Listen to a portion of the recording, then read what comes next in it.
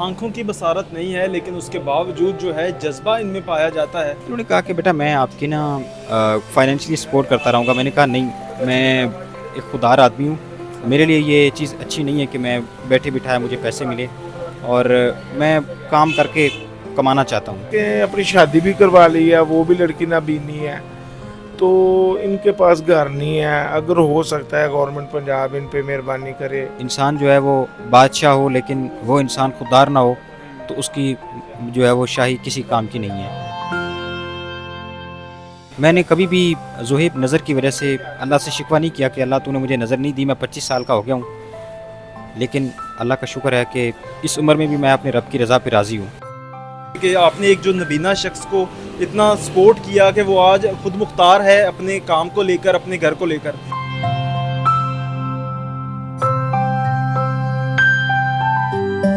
अस्सलामु अलैकुम नाज़रीन, मैं हूं ज़ुहैब हाशमी और आप देख रहे हैं इस वक्त दस्तक टीवी। नाज़रीन, आज आपकी मुलाकात करवाते हैं एक ऐसे नाबीना शख्स से जिसने जो है अपनी मजदूरी की वजह से जो है थक के हार के घर बैठने की बजाय अपना जो है रोज़गार करना शुरू कर दिया और अपना जो है वो काम करने के लिए इतर फरोशी का जो पेशा है वो अपनाया है और बड़ी हिम्मत के साथ इस पेशे को लेकर चल रहे हैं।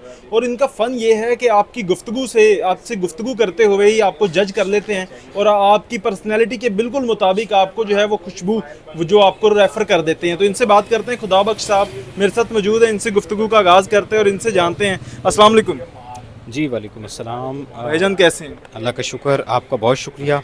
अच्छा, मुझे बताइएगा कि इतर फरोशी ही क्यों चुनी, इस पेशे में कैसे आए? जी बिस्मिल्लाहिर्रहमानिर्रहीम। और सबसे पहले तो आपका बहुत शुक्रिया कि आपने मेरा इंटरव्यू कंडक्ट कर रहे हैं। मैंने जब कॉलेज में एडमिशन लिया तो मैंने, क्योंकि रेंट पे रूम लिया हुआ था और मेरे लिए जो है वो थोड़ा सा मुश्किल था कि अपने मतलब जो है वो फाइनेंशियली कुछ अनस्टेबिलिटी थी मेरे लिए। तो फिर मैंने जो है वो अपने हालात को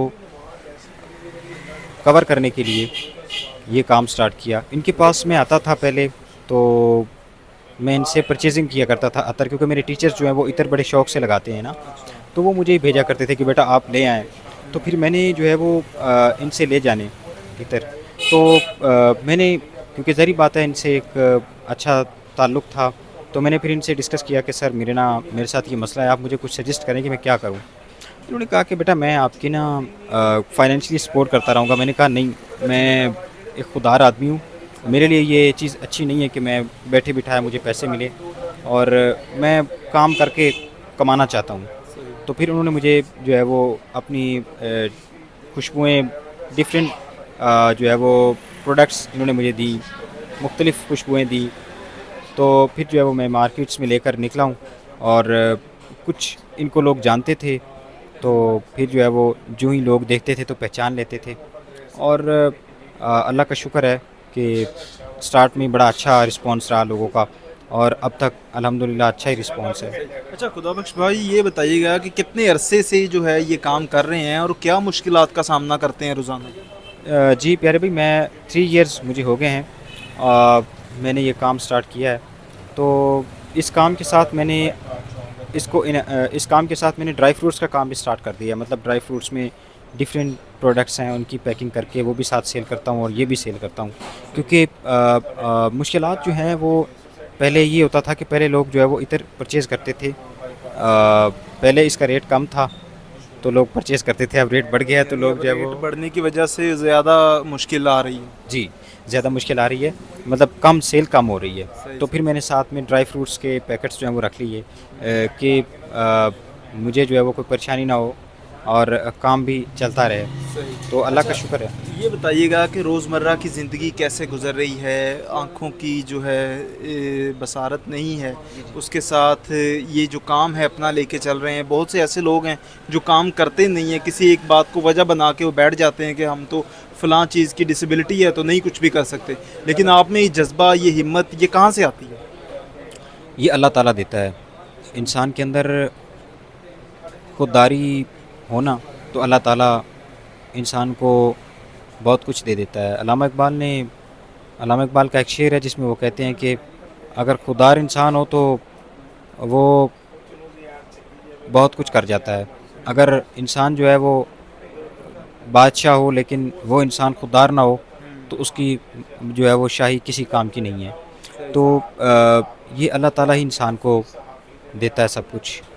میں اس کے بارے میں میرے پاس الفاظ نہیں کہ میں ہاں جہاں تک آپ کا سوال ہے کہ جی نظر، میں نے کبھی بھی زہیب نظر کی وجہ سے اللہ سے شکوہ نہیں کیا کہ اللہ تو نے مجھے نظر نہیں دی. میں 25 سال کا ہو گیا ہوں، لیکن اللہ کا شکر ہے کہ اس عمر میں بھی میں اپنے رب کی رضا پہ راضی ہوں. میں کہتا ہوں میرے مالک نے جس رضا پہ مجھے رکھا ہے میں اسی رضا پہ راضی ہوں. وہ جو چاہے کر سکتا ہے.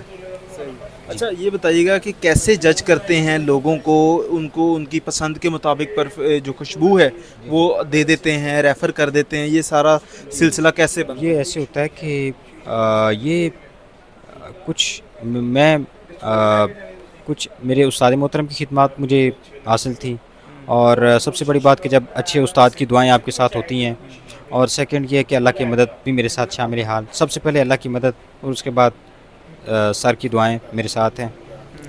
تو انہوں نے میرے لیے دعا مطلب مجھے دعا بھی دیتے تھے اور مجھے ٹرین بھی کیا انہوں نے کہ اس کے بعد ساتھ ساتھ ان کے بیٹے کی خدمات بھی حاصل کی گئی، جس کے لیے میں ان کا شکریہ ادا کرتا ہوں کہ انہوں نے مجھے اپنے بیٹے کی خدمات حاصل کی میرے اس کام کو بڑھانے کے لیے.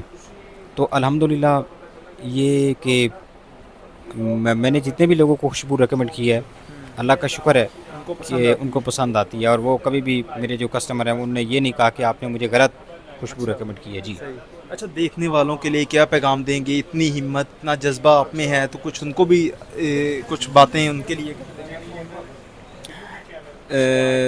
دیکھنے والوں کے لیے میرا یہی پیغام ہے کہ بھائی آپ اگر پریشان ہیں حالات کی سنگینی کی وجہ سے، مطلب پریشان ہیں کہ جی ہم کچھ نہیں کر سکتے، آپ کچھ نہ کچھ کریں گے تو آپ کو اللہ تعالیٰ بھی آپ کی جو ہے وہ محنت کو پھل لگائیں گے.